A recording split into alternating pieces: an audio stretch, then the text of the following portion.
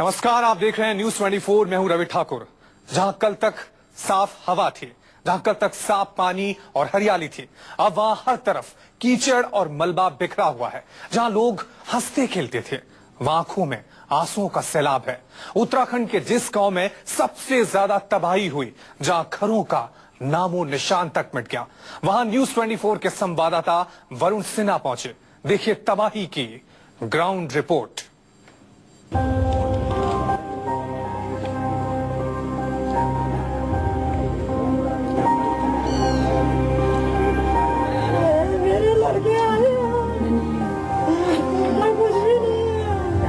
Mummy बचाने गई और फिर उस समय से पापा और मम्मी वापस नहीं आए। जिस गांव का नामो निशान मिटा, जो गांव जमींदोज हो गया, 5800 फीट की ऊंचाई पर जहां बादल फटा, वहां पहुंचा न्यूज 24।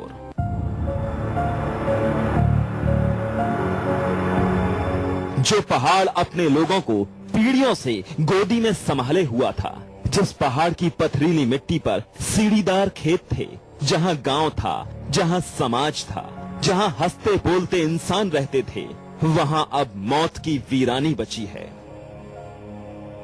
1 जुलाई को तड़के सवेरे पिथौरागढ़ के बस्तड़ी गांव पर मुसीबतों का पहाड़ टूट गया। बादल काल बनकर फटा और 45 मिनट में पूरा बस्तड़ी गांव तबाह हो गया।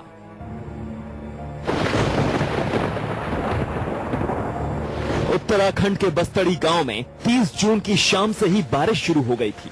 तेज बारिश और गरजते मेघ अनहोनी की चेतावनी दे रहे थे। अनहोनी के खौफ में गांव में उस रात कोई नहीं सो पाया और सवेरा होने से पहले अनहोनी सच साबित हो गई।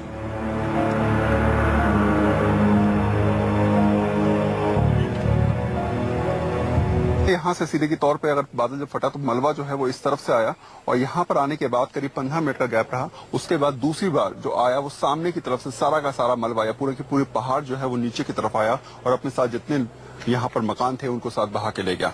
तो ये 2 पोर्शन थे, यानी कि मेरे राइट में आप देखिए और लेफ्ट में देखिए, ये दोनों पोर्शन में यहाँ पर आप देखेंगे पूरी पहाड़ी नीचे की तरफ आ चुकी है। लेकिन इस पहाड़ ने गांव के ज्यादातर युवाओं की बलि ले ली। मौत के सैलाब के बाद हिमालय की धनलेख चोटी के ढलान पर बसे बस्तूड़ी गांव में आंसुओं का सैलाब आ गया है।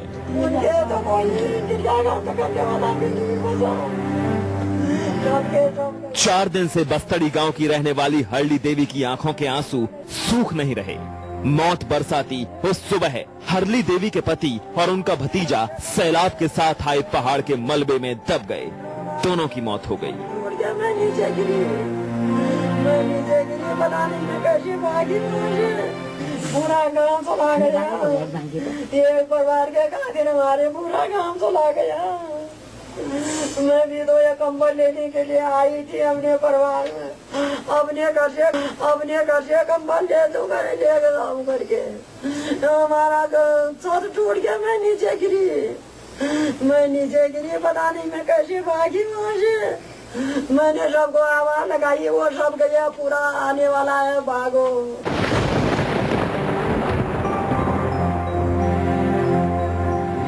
और 4 साल का पीयूष 1 जुलाई की उस डरावनी सुबह ने इन दोनों बच्चों को अनाथ बना दिया।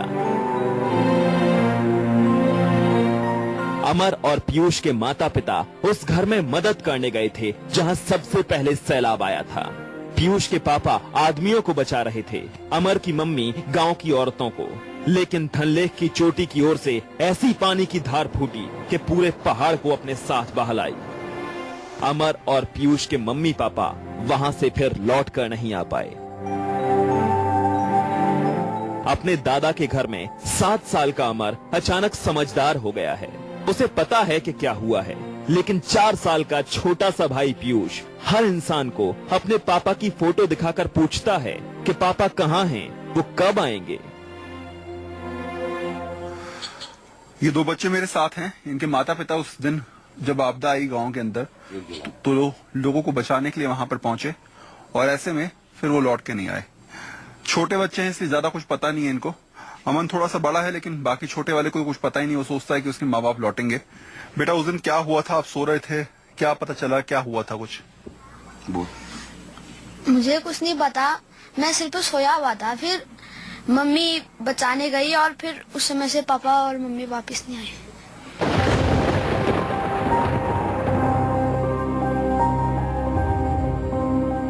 ये हैं आशा देवी। बस्तड़ी गांव में अनाथ हो गए अमर और पीयूष की टीचर। आशा खुद यहाँ के सरकारी स्कूल में बच्चों को पढ़ाती थीं और उनके पति पास की ही पंजाब नेशनल बैंक में काम करते थे। आशा की आंखों के सामने उनके पति मौत के सैलाब में बह गए और कोई उन्हें बचा नहीं पाया। बोलते बोलते आंखों से आंसू नहीं रुक रहे। हर वक्त उस मंजर को याद करके रोती रहती हैं। दिमाग कहता है कि उनके पति का जिंदा लौटना मुश्किल है, पर दिल कहता है कि वो जरूर आएंगे। बर्बादी के पहाड़ पर बैठकर 4 दिन से आशा अपने पति का इंतजार कर रही हैं। हाँ, हमारे सामने की बात हमने खुद देखा। जिस समय भूकंप आया खुद देखा हमने, अपनी आंखें देखा, जैसे ज्वालामुखी फूटता है। सारा मलबा जो था अचानक ऊपर से नीचे आया। ऊपर से नीचे आया। तो वो बचाने गए हुए थे वहाँ पर? जी, हमारा तो ठीक था मकान, लेकिन वो एक बार आके फिर दोबारा गई थी उनको बचाने के लिए। अच्छा, आप लोग को तबाही के ग्राउंड जीरो पर पहुंचे न्यूज 24 की टीम को समाधि बन चुके गांव में हर ओर तबाही की ऐसी ही कहानियां, ऐसा ही दर्द दिख रहा था। आंसू रुक नहीं रहे और जो चले गए हैं वो लौट कर नहीं आ रहे। अमर और पीयूष को अपने मम्मी पापा का इंतजार है और उनकी टीचर को अपने पति का। ईश्वर करे कोई चमत्कार हो जाए और सब लौट आए। पिथौरागढ़ के ग्राउंड जीरो से वरुण सिन्हा, न्यूज 24। पहाड़ों पर बिगड़े मॉनसून ने आने जाने के ज्यादातर रास्ते काट दिए हैं। 4-4 दिन से लोग पहाड़ों पर भूखे प्यासे फंसे हुए हैं। रेस्क्यू में सबसे ज्यादा मुश्किल भी बारिश की वजह से ही आ रही है, लेकिन सेना और बचाव दल के जवान जी जान से बस्तड़ी गांव और पूरे उत्तराखंड में जुटे हुए हैं।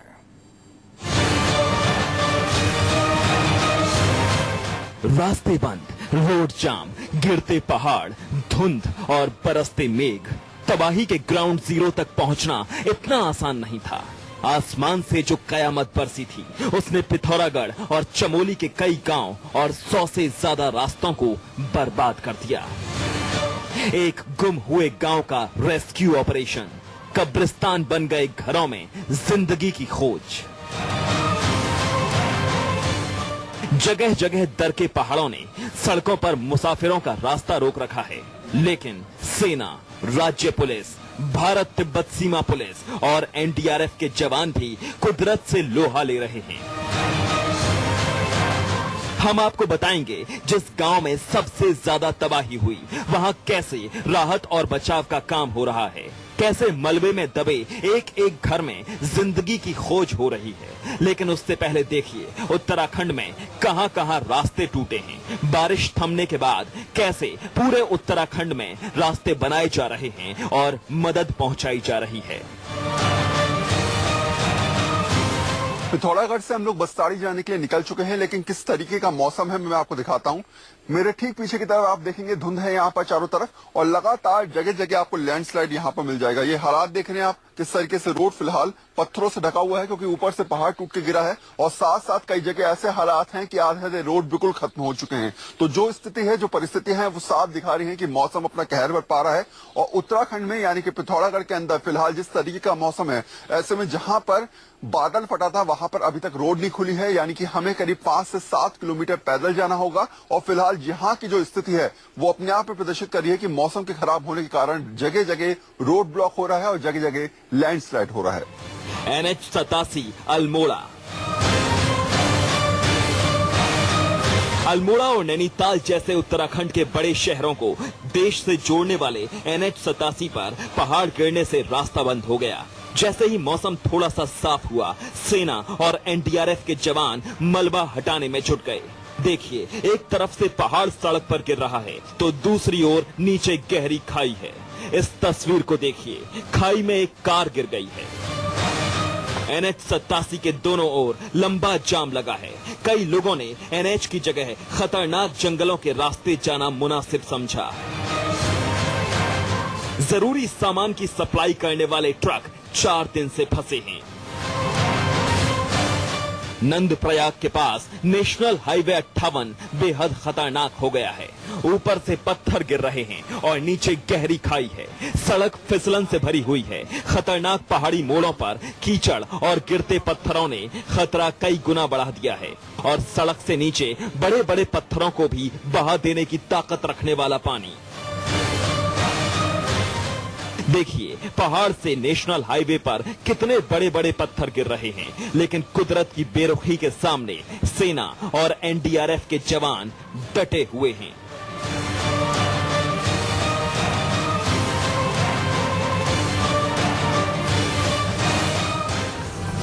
सेना और एनडीआरएफ के जवान रास्ते से फिसलन भरी कीचड़ हटा रहे हैं, तब फंसे हुए लोग अपने सफर पर आगे बढ़ पा रहे हैं।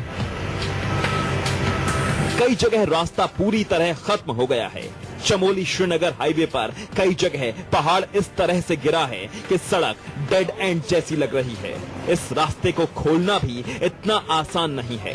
देखिए कैसे पत्थर हटाती एक जेसीबी मशीन घाटी में गिर पड़ी, लेकिन राहत के काम में लगे जवान मदद के लक्ष्य से नहीं डिगे। देखिए कैसे बेहद सकरे रास्ते से रस्सियों के सहारे खड़े होकर ये जीवन रक्षक गोविंद घाट में फंसे श्रद्धालुओं को सहारा दे रहे हैं। और अब देखिए किस तरह तबाही के ग्राउंड जीरो पर राहत और बचाव का काम हो रहा है। एक पूरा गांव जमींदोज हो गया। जवान जमीन खोद खोद कर एक एक मकान में झांक रहे हैं। मकान की ईंटें हटाकर देख रहे हैं कि कोई जिंदगी तो वहां नहीं फंसी। राहत और बचाव के काम में कुल 7 टीमें लगी हुई हैं।